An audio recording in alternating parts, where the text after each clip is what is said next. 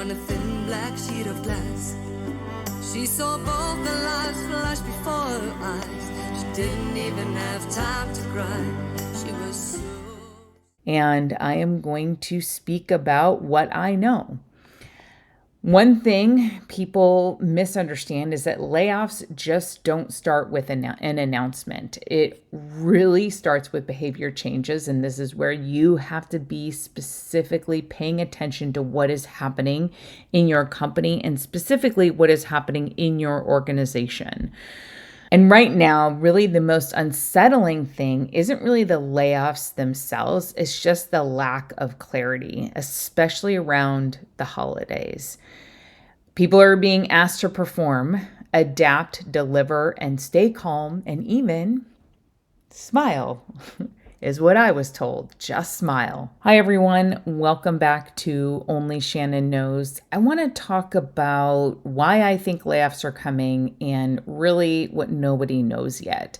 I've learned a lot of information the past few days. I want to share that with everybody.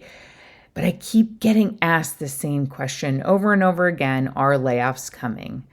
And I want to be clear, I don't have any dates. I don't know names. I know a couple of names, but I don't have the official list. What I'm seeing, what I'm hearing, what I'm experiencing, this is telling me that there are signs of layoffs. There is a layoff list, but the uncertainty of who is on that list is the biggest signal that is very concerning. If you are new here, I work in tech. I've been through multiple reorgs, including the current one that I'm in now.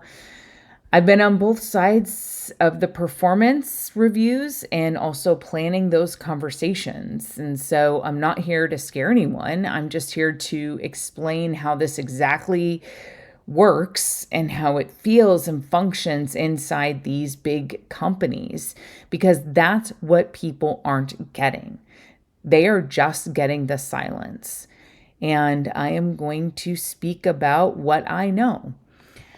One thing people misunderstand is that layoffs just don't start with an announcement. It really starts with behavior changes, and this is where you have to be specifically paying attention to what is happening in your company and specifically what is happening in your organization.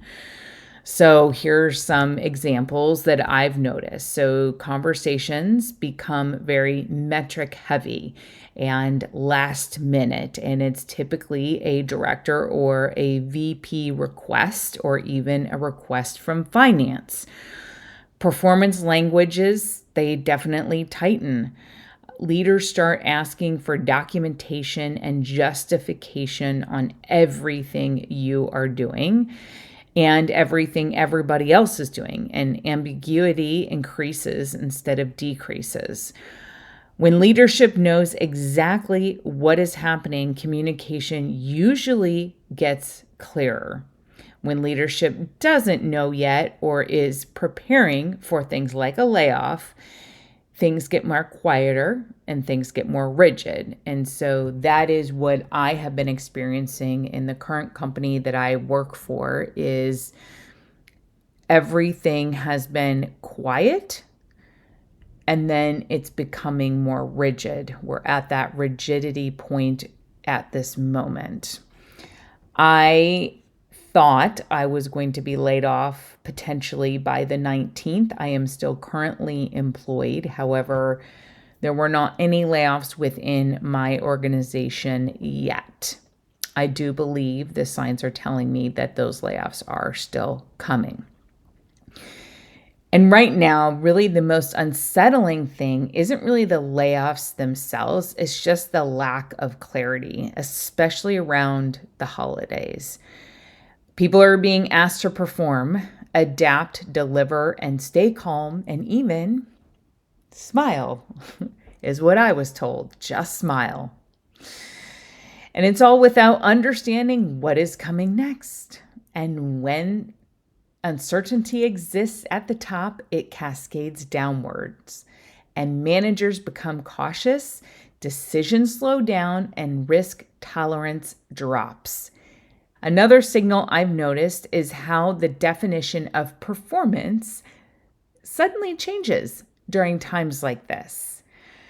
So, for example, performance becomes less about potential and less about trajectory and more about defensibility. And it's not just that you are doing good work, it becomes more of a decision that can be quickly explained if questioned, and it becomes metric based. This does not mean that everyone is at risk. It does not mean people are being secretly targeted. At least in other companies, I personally believe there are people being targeted within my organization. I will talk about that in future videos. So I'm going to stop for a moment, make sure you subscribe and hit the like button, because I will provide some data-backed evidence on this. But also, this doesn't mean that good work doesn't matter, because it definitely does matter. However, that good work can always be changed by anybody in the company. Again, I'll give you more information on that in another video. So what it really means is that during periods of uncertainty, narratives matter more than people realize. Your people skills matter more than you realize. Doesn't matter how seen you have been, it really is about how much you are liked, at least in the company I work for. Again, I will get more into that in the next video coming up. So what am I doing personally? I am not panicking, but I'm also not pretending that nothing's happening, which is why I'm making these videos. What you can do yourself is you can pay attention to the signals, you can document the impact, you can ask clear questions, and you can make sure work is visible and understandable. So for example, today I did talk to my new manager. I was provided somewhat of a scope of work. However, my questions were regarding what business problem does this solve and what metrics tie into solving that problem, meaning how much money by implementing this project will the company save? And that question couldn't be answered. And that is a very clear sign and very big red flag for me. I will leave that one there because, again, I'm going to dive really deep into that information, but I'm going to do it in the next video. So make sure, again, to go ahead and subscribe. More is coming. Now, if you're feeling unsettled, trust me, you're not weak. You're just really being perceptive. And no one really wants to say, I don't know, but right now it is the truth. We don't know. I have been able to predict most of the layoffs within the company, most of the reorganizations within the company. And again, I have been on both sides of being someone as just an individual contributor and then also a people manager. And I know exactly what these companies do to be able to lay off people, to be able to put people into plans to push them out of the company. Again, I will get into that in further videos. So in my next video, I do want to talk about something that's completely reframed from how I think layoffs are.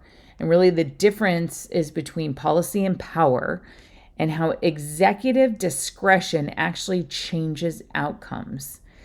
If you want to stay calm, if you want calm, honest insight, not rumors or fear bait, subscribe so you don't miss it. Layoffs really aren't just about the numbers. They're about timing, they're about narratives, they're about uncertainty, and understanding that can help you understanding that can help you protect yourself. Now, I also believe that there are ways that companies are pushing people to resign. Again, I will get into that in further videos. I have an example, primarily my experience, that I will share that I have never shared external to my family and a few people that I work with. I have not shared my story of how I was almost pushed out of the company. And I will share that with everybody. Again, that will be coming up. So, bottom line, thank you for listening. I know it's a really difficult topic to discuss. It is something that has been weighing on me that I do want to share with everybody, that I want to help. I want to be here to help, because somebody asked me something very important today. They said, why don't you wait to look for another job until all the layoffs happen? My comment is if I wait until all the layoffs happened, I will be with the estimated 14, 15, 16,000 people looking within the company when there are only X amount of jobs available. That is the big issue. So please like, subscribe, continue to tune in, because more is yet to come. Thank you for listening, and this is Only Shannon Knows.